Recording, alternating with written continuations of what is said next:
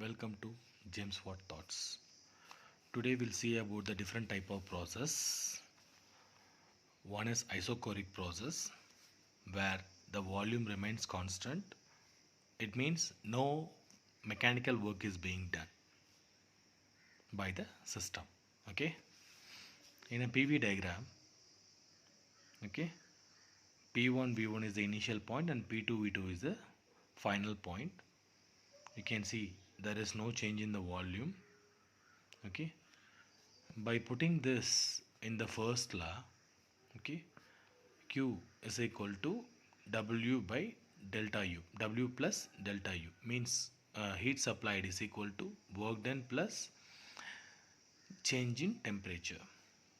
Here there is no work is being done as the volume 1 and volume 2 are both are equal. Work done is equal to 0. It means whatever the heat supplied is being consumed only for change in the internal energy. Only the temperature is being changed.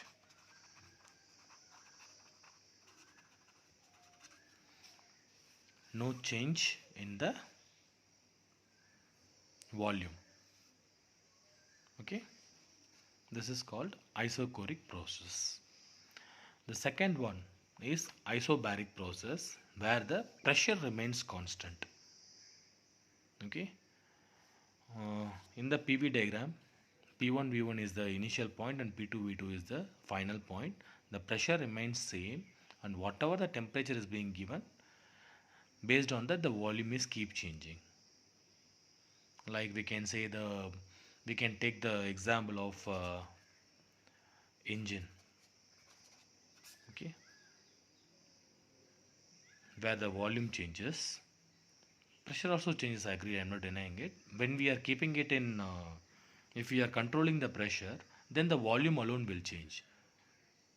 Okay, when we are putting it in the combined gas law, which we have seen in the last session, PV is equal to nRT is the combined gas law. When the pressure is constant,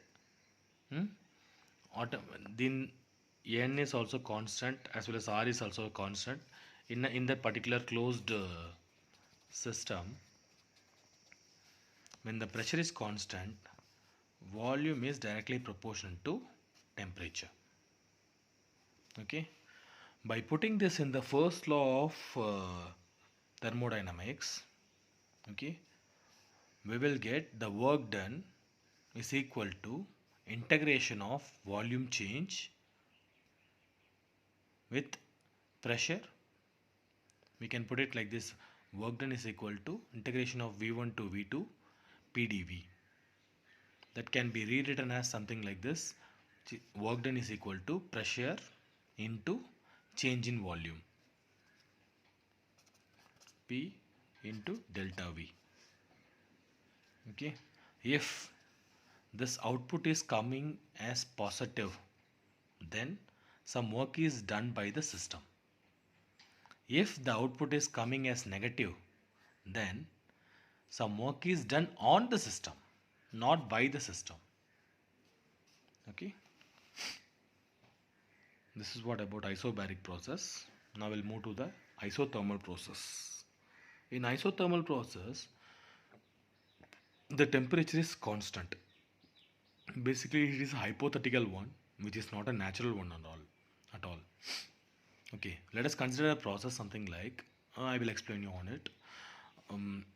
When we are putting it in a PV diagram, when the temperature is constant, then P1 V1 and P2 V2, these are the starting point and end point. Okay, we will again use the first law, which is nothing but Q is equal to W plus delta U. This delta U is nothing but the temperature. When this is constant, then whatever the quantity of whatever the heat is being supplied, which is directly equal to W. This case will never happen in normal period. Okay, there is no change in delta U is equal to 0. When there is no change in the temperature, it means the quantity of heat supplied is directly equal to the work done.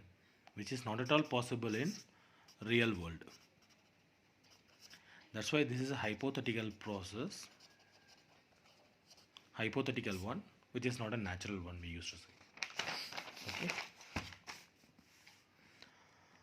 When we are putting this, when the temperature is constant, then PV, we can tell this in the combination, in the combined gas law, PV is equal to nRT. N is a constant, R is a constant, T is a constant. It means PV, the product of pressure and volume, also will become a constant one. Okay, that we will put it as a equation 1.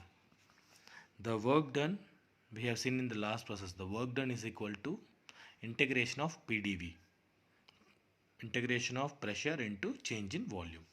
Okay, by putting equation 1 in this, by substituting this, we can rewrite this as a P is equal to C by V. Okay, by putting this first equation in this, we can rewrite it like this: work done is equal to integration of C bar V in and change in volume.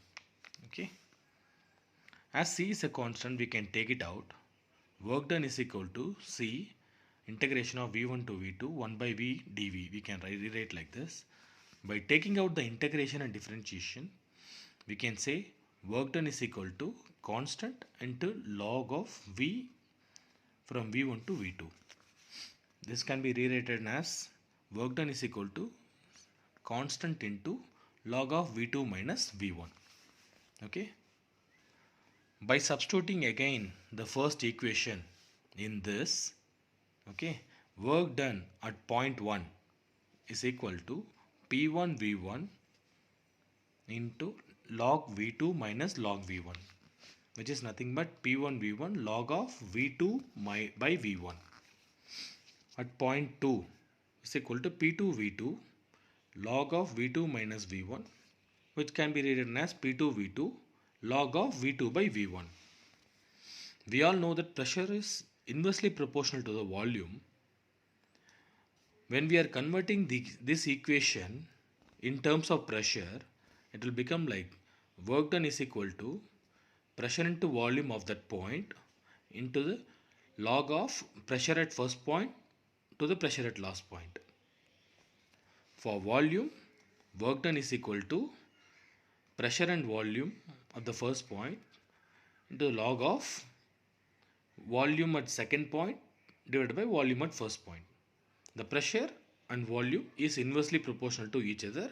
Hence, this when we are putting this equation, we should be clear on it. Both will come in the opposite way for the isothermal process. Okay, thank you.